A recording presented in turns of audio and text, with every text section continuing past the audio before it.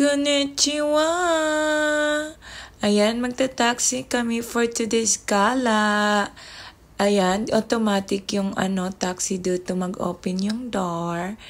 At automatic din yung mag-close. Kaya sit back and relax lang tayo sa likod. Ayan yung driver namin. It's a grandpa. O, diba grandpa na nga. Nagwo-work pa. Workaholic. Ayan kasi nga naman ang mahal ng buhay dito sa Tokyo. Kaya ganyan. Work, work, work is life. Ayan, excited na yung aking may pa-heart pa talaga.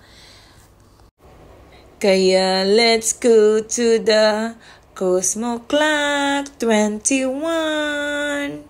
Excited na yan. Medyo maulan ngayong pagdating namin kaya nagta-taxi kami.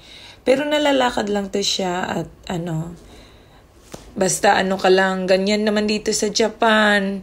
Lakad lang ng lakad. So, we headed to, first we're gonna go in the Cup Noodle Museum kasi gusto niyang ma-experience na gumawa ng sarili niyang cup noodles.